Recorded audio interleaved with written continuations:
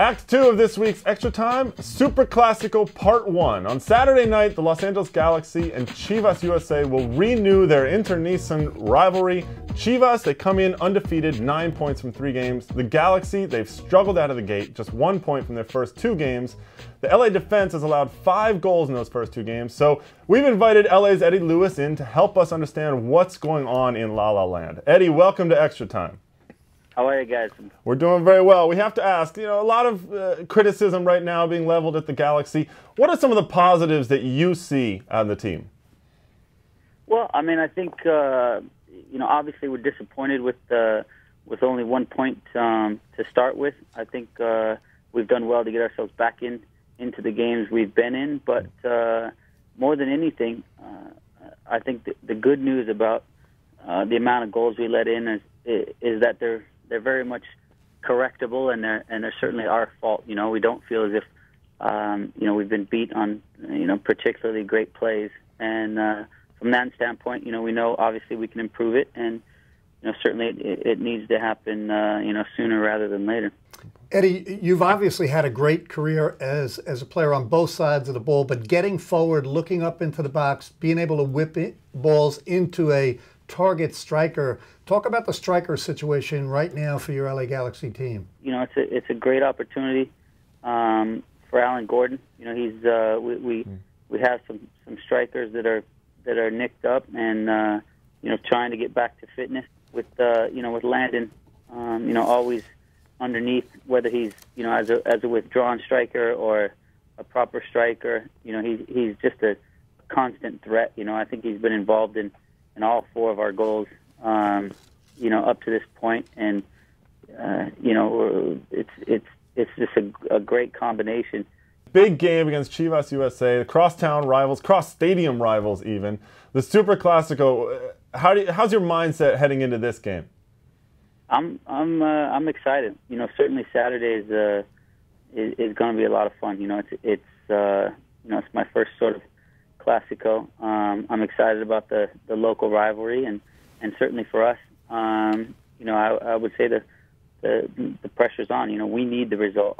Chivas have started fantastically well, and but it's going to be up to us to find a way to get the points. Well, it's going to be a tough one, but good luck on Saturday night, and thanks a lot for joining us on Extra Time today, Eddie.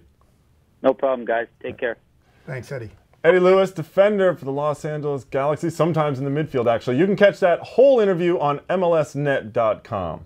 Well, the Super Classico, as we just mentioned, is on Saturday night. It's actually on ESPN2. Chivas and the Galaxy getting down to it again. This is a game that LA always seems to get up for. How do you see this year's first one going? Well, I'm going to keep picking the LA Galaxy until they win. And Greg, it's very early in the season, but this Super Classico against their rival Chivas, I think it can turn their season around, the LA Galaxy, if they get the win. Certainly get them some confidence. Of course, Chivas playing so well at the top of the Western Conference, or tied with Seattle at the top of the Western Conference on points. So I disagree with you. I'm going to go with Chivas. I think they're going to run all over LA one more time. So that's just me. Anyway, let's jump into the mailbag right now. We got an email from Wilson, who's in Fairfield, California, who wrote, "I know y'all talk about knee-jerk coach firing," and he actually did write y'all. So I won't go into that too far, but I wanted to ask what y'all think about the job Schellas Hyndman is doing at Dallas. Is Schellas the right man for this job? Y'all, he must be a transplanted Texan, but Schellas Hyndman, not off to a great start, No. but there is a tendency to have a knee-jerk reaction, and it's testimony to the credibility of Major League Soccer that you can't just rest on whatever you've done and have a job forever. You've got to win eventually. Yep. He's in a tough spot, Schellas Hyndman, but I think he's got job security. This is his team. He's got a new bunch of players in there. He's going to hope that they get assimilated quickly. Does he need to blow up the team a little bit more, though? Yeah, I actually think he does. I think when you look up top at Kenny Cooper and Cunningham has never really been an ideal partner up front, although a brilliant individual player. Persistent rumors still about Kenny Cooper. Maybe does he end up being sold and going to Europe? So he's got issues on the team, but again, this is the first year that he's had time to go out and get his players. and I think he's got plenty of time to see if it works. Well, one of them, David Ferreira, actually looked really good this past weekend against New England. Another email from Thomas in Dortmund, and by the way, we are huge in Germany. Who knew?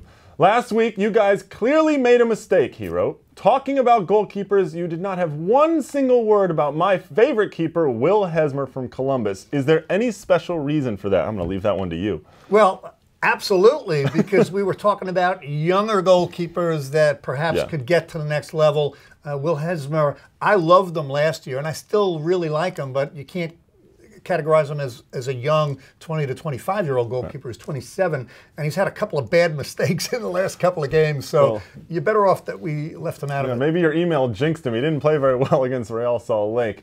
A last question comes in from Craig in Pittsburgh, who has had a pretty interesting thought, actually. He's a big fan of the old teams coming into MLS with their history attached, a la Seattle Sounders, Portland Timbers, but he asks, is poaching from the USL bad for MLS in the long run?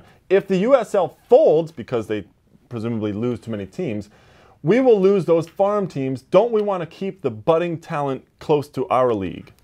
Greg, it is an interesting question, but I would not be concerned about it. I would look at the positive aspects of it. Those are fertile markets that the USL has done well in, and traditionally they've been huge soccer followings in those markets, and the USL is not going down. They're adding new teams, although they've lost a couple to Major League Soccer. More and more teams in USL will aspire to be in Major League Soccer, so I think it's good for everybody in the game. Well, that's true. In 2010, actually, the USL is planning to expand. They're going to, FC New York will join in, and the Tampa Bay Rowdies, speaking about the history.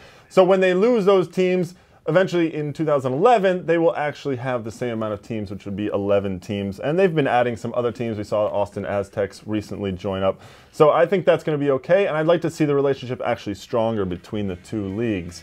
Tomorrow in Act 3, we'll break down a huge interconference weekend. So join us for that.